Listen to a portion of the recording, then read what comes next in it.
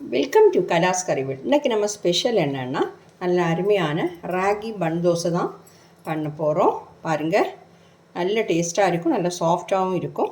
நான் வந்து அரை கப்பு ராகி ஃப்ளோர் தான் இன்றைக்கி எடுத்துருக்கிறேன். அதுக்கு வந்து அரை கப்பு தயிர் சேர்த்தேன்.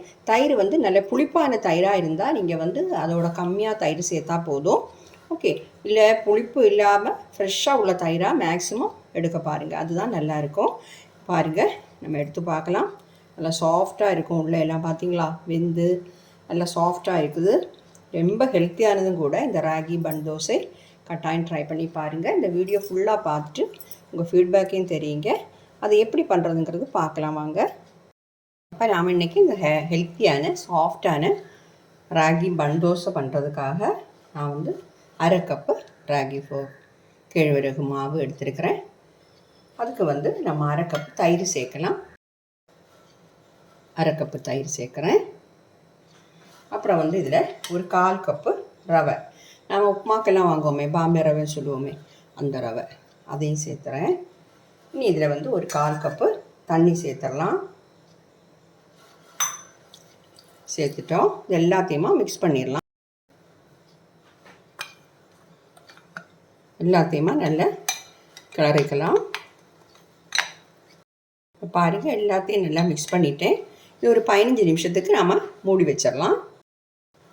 இருக்கட்டும், ஒரு 15 நிமிஷத்துக்கு அப்புறம் எடுக்கலாம். அந்த டைமில் நாம் வந்து கொஞ்சம் வெங்காயம், கேரட் இதெல்லாம் கட் பண்ணணும். அந்த வேலையை பார்த்துடலாம். பாருங்கள், அதுக்காக நான் வந்து கேரட் வந்து கிரேட் பண்ணி வச்சுருக்கேன். 3 டேபிள் ஸ்பூன் நிறைய இருக்கும். ஒரு 1/4 பீஸ் இருக்கும். ஒரு கேரட்டோட 1/4 பாகம் இருக்கும். ஒரு பச்சை மிளகா, ஒரு பாதி பெரிய வெங்காயம், கொஞ்சம் கருவேப்பிலை, இவ்வளவும் கட் பண்ணி வச்சுருக்கிறேன். ஒரு பேன் சூடு பண்ண வச்சுருக்கிறேன். இதில் வந்து 1 டேபிள் ஸ்பூன் எண்ணெய் சேர்த்துக்கலாம். எண்ணெய் வந்து சூடாகட்டும். வந்து எண்ணெய் சூடாகிடுச்சு. இதில் வந்து ஒரு அரை டீஸ்பூன் கடுகு, அப்புறம் வந்து அரை டீஸ்பூன் உளுந்து பருப்பு, அரை டீஸ்பூன் கடலைப்பருப்பு எல்லாமே சேர்த்துட்டோம். இதெல்லாம் கொஞ்சம் சுவந்து வரட்டும்.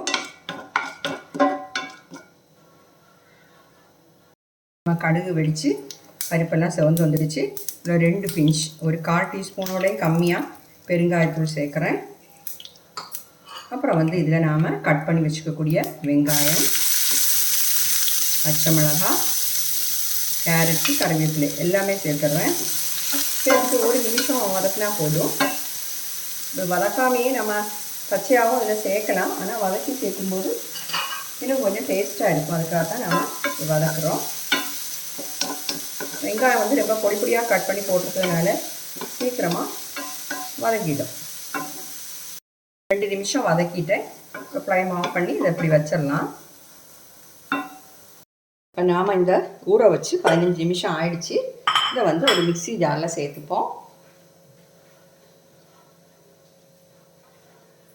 சேர்த்துட்டு தண்ணி சேர்க்காமல் அரைச்செடுக்கணும். நம்ம ரவை எல்லாம் கொஞ்சம் சாஃப்டாக வரும், அதுக்காகத்தான் இப்படி பண்ணுறது.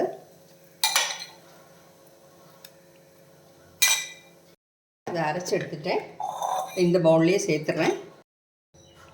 நான் வந்து இது கூட 1 டேபிள் ஸ்பூன் தண்ணி சேர்த்து அரைச்சேன். நம்மளுக்கு தண்ணி தேவைப்பட்டால் மட்டும் சேர்த்தா போதும். ஏன்னா இந்த மாவு வந்து நம்மளுக்கு கெட்டியாக தான் இருக்கணும், தண்ணி ஆகக்கூடாது. நாம் வதக்கி வச்சுக்கக்கூடியதை அதை சேர்த்துடலாம். எல்லாமே இதை சேர்த்துட்றேன். எல்லாமே இதில் சேர்த்துட்டேன். இன்னும் கொஞ்சமாக உப்பு சேர்த்துக்கலாம். உப்பு வந்து கொஞ்சம் சேர்த்துக்கோங்க. நான் வந்து இப்போ அரை கப்பு ராகி ஃப்ளோர் தான் எடுத்துருக்கிறேன். எனக்கு கொஞ்சம் போதும். அதனால் நீங்கள் வந்து உங்களுக்கு தேவைப்பட்டால் கூடுதல் எடுக்கிறதா இருந்தால் இன்க்ரீடியன்ஸ் எல்லாம் கூட்டிக்கோங்க. இப்போ வந்து நாம் இதில் ஒரு 2 பிஞ்சு பேக்கிங் சோடா சேர்க்குறோம். ஏன்னா நம்ம உடனே பண்ணுறதுனால பேக்கிங் சோடா ஒரு 1/4 டீஸ்பூன் வேண்டாம், அதை விட கம்மியாக போதும். ஒரு 2 பிஞ்சு போதும். பாருங்கள், சேர்த்துருக்குறேன். ஏன்னா அப்போ தான் இது வந்து கொஞ்சம் பொங்கி நல்லா இருக்கும். பாருங்கள், இவ்வளோ கெட்டியாக இருக்குது. இதை விடையும் கெட்டியாக இருந்தாலும் ஒன்றும் பிரச்சனை இல்லை. மாவு தண்ணி ஆகிடக்கூடாது. இப்போ இதையும் சேர்த்துட்டோம். இனி நாம் வந்து பண்ணிடலாம். தட்காட் பேன் வச்சுருக்கிறேன். இதில் வந்து கொஞ்சமாக ஆயில் சேர்த்துக்கலாம். சூடாகட்டும். கொஞ்சமாக கொத்தமல்லி தழையும் சேர்த்துருக்கிறேன். சூடாயிடுச்சு. இப்போ வந்து நம்ம மாவு சேர்த்துடலாம். இதுக்கு பதிலாக நீங்கள் வந்து ஆப்பசட்டி எடுத்தாலும் போதும். ஆப்பம் விடக்கூடிய பேன், சுடக்கூடிய பேன் இருக்கே, அதை எடுத்தாலும் போதும். இது வந்து 1.5 ஆப்பம் சேர்க்குறேன். இந்த ஆப்பைக்கு 1.5 ஆப்பம் மாவு சேர்த்துருக்குறேன். இதில் வந்து கொஞ்சமாக ஆயில் சேர்த்துக்கலாம். கொஞ்சமாக ஒரு சொட்டு தான் சேர்க்குறேன். இப்போ லோ ஃப்ளேமில் வச்சு தான் இதை வேக வச்சு எடுக்கணும். மூடி வச்சிடலாம். லோ ஃப்ளேமில் இருக்கட்டும். ஒரு 2 நிமிஷத்தில் வெந்துடும். வந்து பார்க்கலாம். பார்த்தீங்களா, ஒரு சைடு வெந்துடுச்சு. இதை திருப்பி போட்டுடணும்.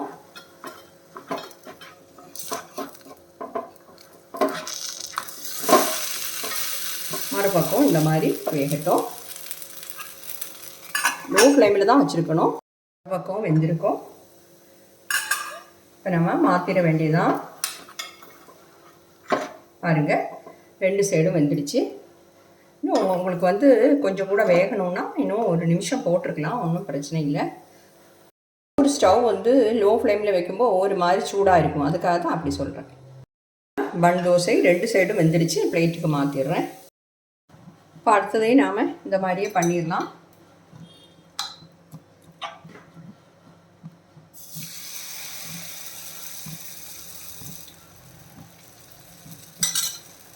லோ ஃப்ளேமில் வச்சே பண்ணிக்கோங்க.